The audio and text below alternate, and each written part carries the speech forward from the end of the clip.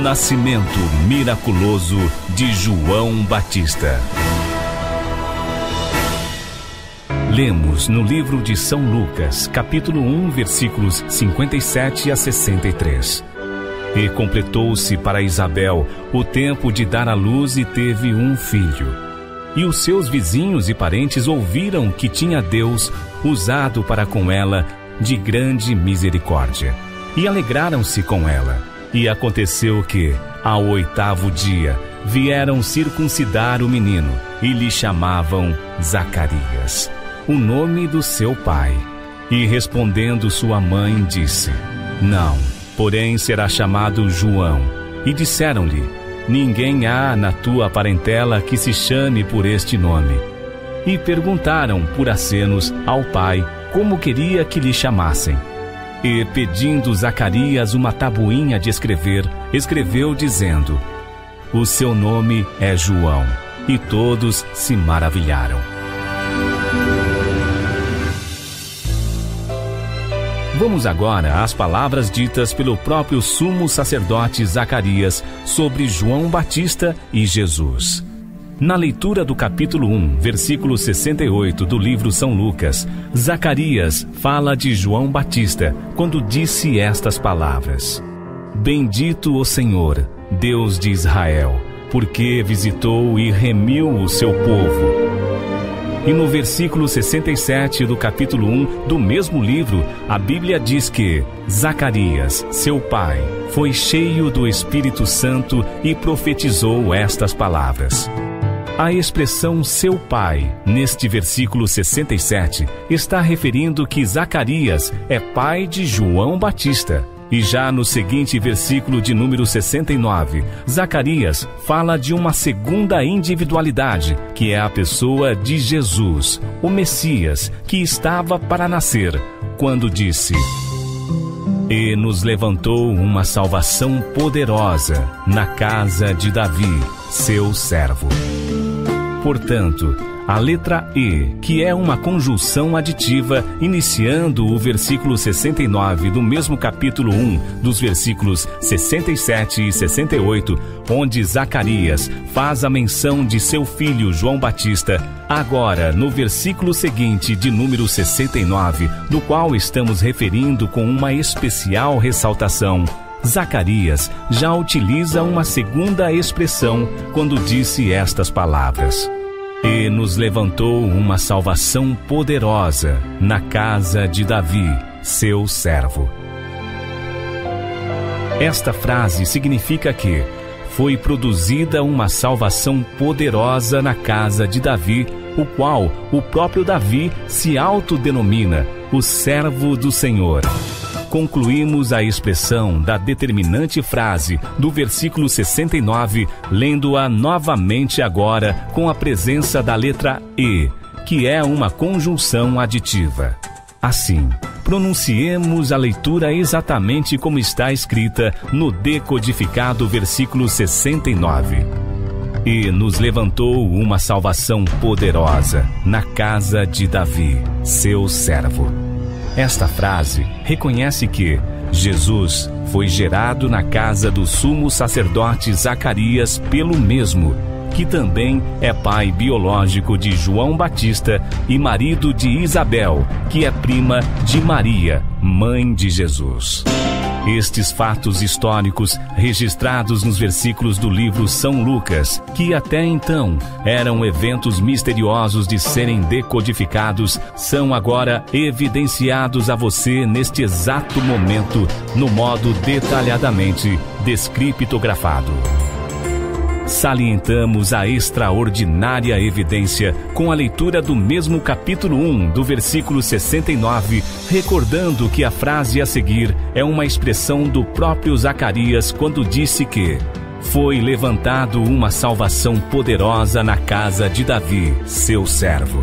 E agora, no versículo 32, o anjo Gabriel informa a Maria que o Senhor Deus daria a Jesus o trono de Davi, seu pai. Isto demonstra que quem estava ocupando o trono de Davi, segundo a menção do anjo Gabriel, no versículo 32, capítulo 1 do livro São Lucas, era o sumo sacerdote Zacarias.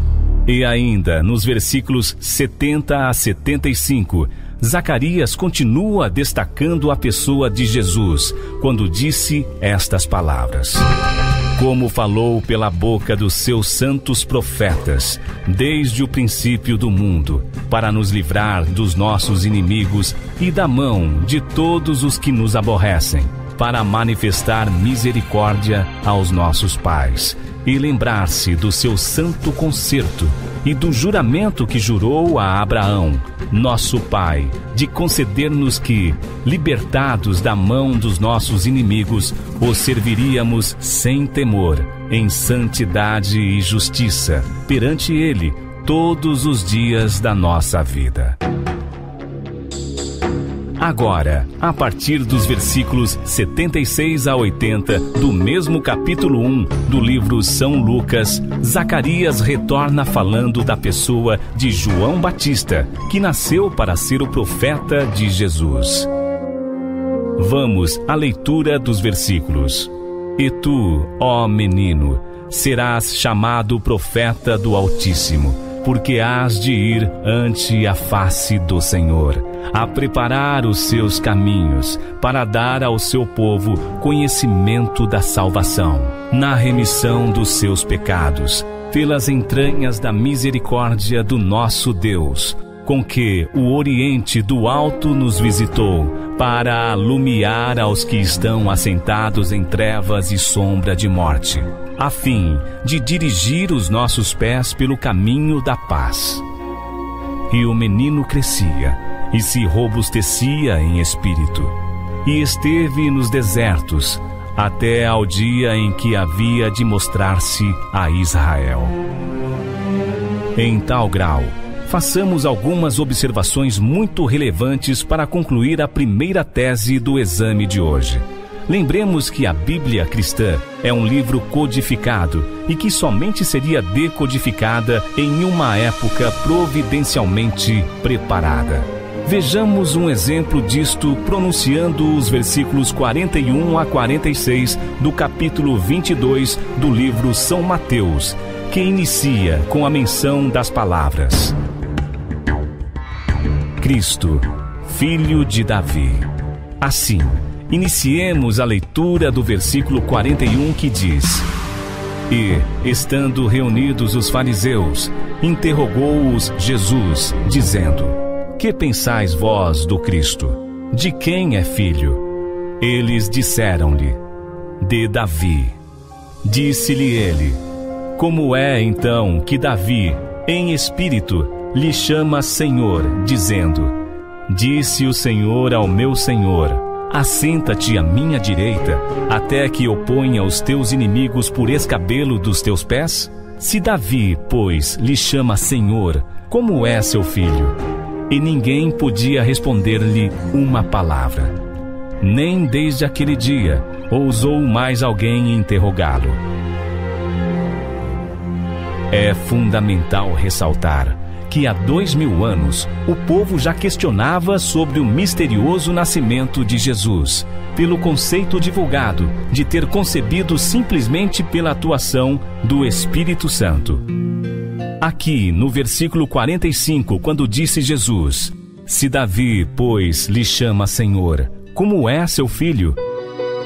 Nesta passagem, proferida pelo próprio Jesus em termos figurados, evidencia as características de como seria o pai biológico de um filho do qual o próprio Senhor disse: Assenta-te à minha direita, até que eu ponha os teus inimigos por escabelo dos teus pés?